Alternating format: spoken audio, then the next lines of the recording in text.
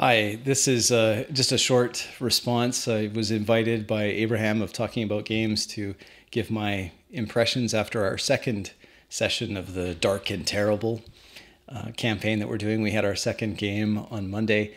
I'd encourage you to go check it out. I don't know if I could watch the whole thing. It's a hard thing to watch yourself play the game again.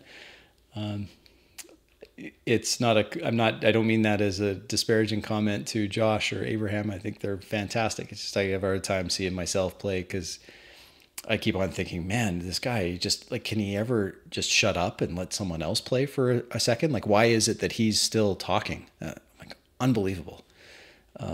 Just the kind of personality I am, I guess. Or it could be because I've run a game for so long that I'm used to having the microphone, so to speak, whenever I want it, which is, it seems to be all the time based on my actual play. But anyway, take a look. There's a couple things I want. Well, actually, there's just one thing I really wanted to emphasize from that experience. The second, I really focused in on staying in character, and that is that I don't think I need quite as high fidelity as I once thought I did in terms of what the scene is. I don't think I need it.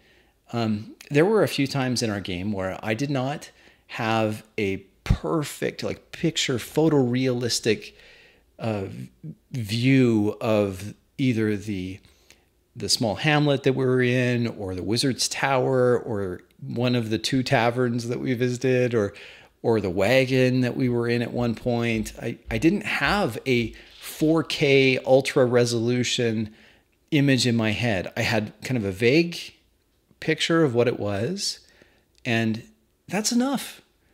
That's enough. It was enough for me to work with. I didn't have to, hey, well, I don't understand.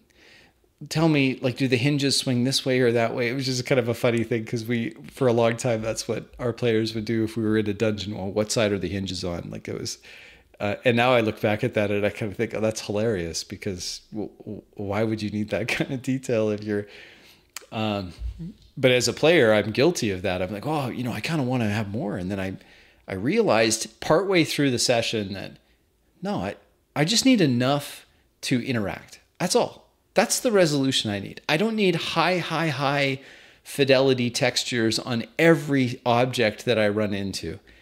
Abraham's really good at balancing how much description to give.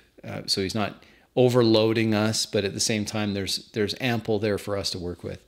And I appreciate that. So that was something that just kind of came to me as we were playing. I was like, you know what? Wait a second. I don't really need to know exactly what this, like, what color is the shed next to the tavern, and how many windows does it have? And there was one point, there was a guy that was fixing a roof of a place.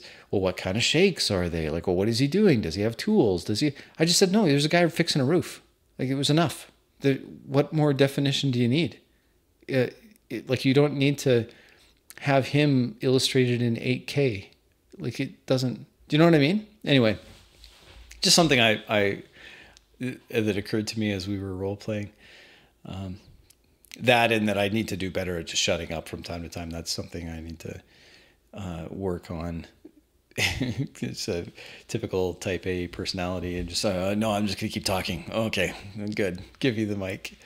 Anyway, check it out. And if you get a chance, tell me what you think. Appreciate the feedback.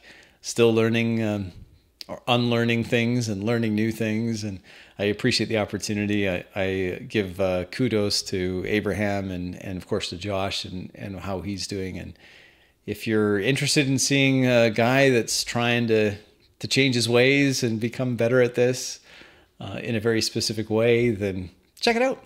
And I appreciate you watching my video. I hope that you'll leave a comment. Yeah, my name's Crispy, and I'm going to be a reformed role player. And you are my support group. So thanks for joining me. Well, I'll talk to you on the next one. Bye.